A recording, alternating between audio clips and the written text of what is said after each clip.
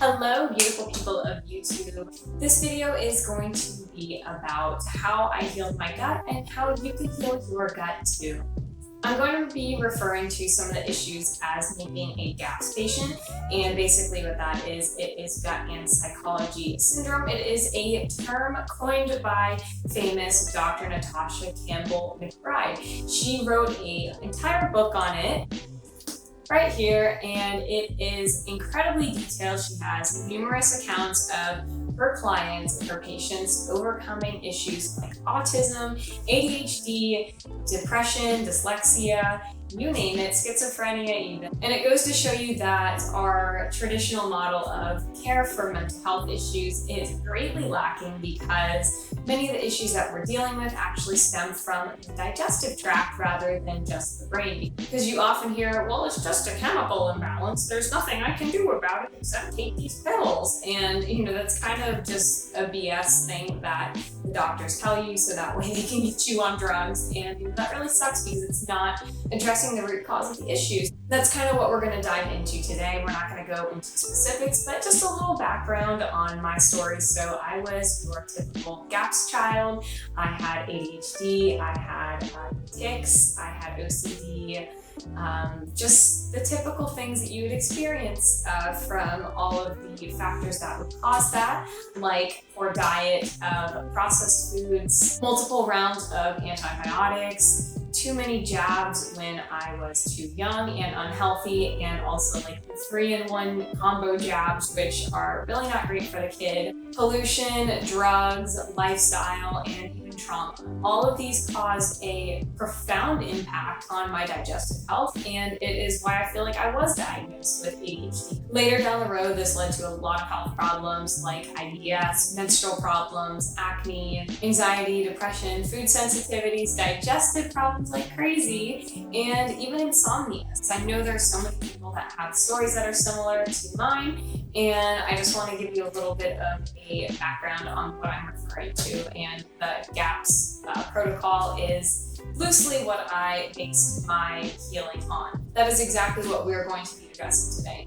So without further ado, let's jump into what you can do about it. So the first and foremost would be nutrient-dense healing foods. So this is a really big part of the program, but it's not exactly all that the program has to offer, because yes, diet does play a huge role in your overall health, but it's not the only thing that's going to help you heal your gut. So I cut out all things like processed foods. I still do not eat gluten because I'm suspected celiac. Definitely no vegetable oil. I don't eat seeds. I do not eat nuts. And I rarely eat grains. And if I do eat grains, it is white rice that has been soaked and rinsed before I cook it in nutritious homemade broth, served with a healthy fat and a protein.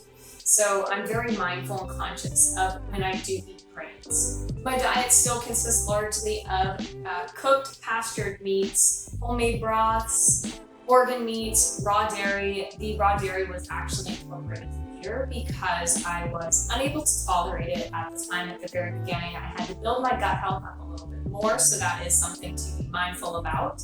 Healthy saturated fats like ghee, butter, lard, tallow, and coconut oil can be really helpful for building up that intestinal wall to help with the permeability issues that you have going on, because the toxins are ending up in your bloodstream, making you sicker. Seafood, eggs, cooked vegetables, and fruits are all a part of my diet, and it has proved to be tremendously healing. And I'm not going to focus too much more on the diet aspect of everything right now, because I feel like I kind of went over everything that I ate and that I still do eat, so we're going to move on. Mindful eating is something that I do my very best to practice. So this means slowing down when you eat, chewing your food thoroughly, so 20 to 30 chews per bite, not eating when you're distracted, so put your phone down, Make sure you're not driving your car especially, and be really mindful of the flavor, the texture, the sight, the smell, everything about your food. Just be very mindful about it to help with digestion, because that is the first step of digesting your food, is the saliva in your mouth. That is where the enzymes are secreted to start that process. Another part of mindful eating would be blood sugar management. So making sure that you're not eating a protein or a carbohydrate by itself, because that is going to greatly interfere with your blood pressure. You want to eat a balanced meal of a carb, fat, and a protein every 3 to 4 hours to keep your blood sugar stable. There's a lot of controversy right now about fasting in the world of gut health, but oftentimes that can make your constipation much worse. And most of those studies are based on men's physiology and not women's physiology. So I'm definitely referring to women in this. I know for men that can also be kind of the same when they are first starting to heal their gut, because you need that constant source of nutrition because you have just been so depleted for many years. So making sure that you are aiding your metabolism with healing it, helping your nervous system relax with providing it with constant fuel is going to do wonders. Sleep and circadian rhythm have also really helped me. This is something that took me a while to get down because I was not in tune with nature. And now the first thing that I do when I wake up, I will go outside with my morning drink and I will look outside, stare at the sky, look at the sun, not literally, and just kind of take in all of those rays of light that are coming in, because it's so bright and it's telling your body like, hey, time to wake up, produce more cortisol to wake you up, stop producing melatonin, now's not the time. And then even midday, getting some full spectrum sun. I'm not saying go out there and fry like a lobster, like that's stupid, don't do that. Be careful when you go out, maybe 5 to 15 minutes, maybe more if you have more melanin in your skin, just depending on certain factors like where you are in equation or proximity to the equator can be really helpful for determining how much sun you need. But going out there and getting some sun on your full body and really absorbing all of the vitamin D is going to do wonders, not only for your circadian rhythm, but also your overall health. Lastly would be sunshine in the evening. So as the sun is going down, the blue light on the spectrum is going to be much lower, and it's going to be really red and orange hues that are projected. So that's going to tell your body now it's time to produce more melatonin, so that way you can get tired and sleepy. And that's why I say, like, stay away from your phone late at night or wear blue blocking shades. I made a video about it not too long ago about sleep, so if you're interested, definitely check that out because it is tremendously helpful. So if you're not sleeping well, you are definitely not going to be healing your gut. So that's why I stress the sleep and circadian rhythm so much, because there's so much more to our health than just pills and doctor's visits. Stress regulation is the #1 reason why I see people who are not healing. Because if you are under a lot of stress and you're not coping well and it's chronic stress, then your gut is going to be compromised, because that's going to take a lot of burden, unfortunately. So one thing that you can do would be to improve oxygen to your body. So that would be things like good posture, taking deep breaths throughout the entire day, even doing things like breath work and yoga. Those can be incredibly beneficial because you are focusing on the actual breathing and taking full breaths into your lungs in that period of time. So if you're meditating for 5 to 15 plus minutes, that can be really great for oxygenating your blood. Improving blood flow is also something that is incredibly helpful. So this is things like fascia work, like foam rolling. You can do acupressure points, massage therapy, acupuncture. If you have an acupuncturist, obviously don't do that on yourself if you're not skilled or qualified. And trigger pointing. These are things that you can do by yourself. They are very effective and they help relax your nervous system and just overall help improve blood flow, which is going to help with your digestion. So the last thing for stress would be emotional trauma work. So if you have a lot of trauma that you have experienced often from your childhood or even into adulthood, these are things that get stored in your nervous system. Your nervous system stores all of this trauma, and whether or not you remember it or you've shoved it to the back of your memory and you try not to think about it to the best of your ability, it's still in your body. So seeking someone who's qualified to help you move through this trauma and to work through it. So this can be things like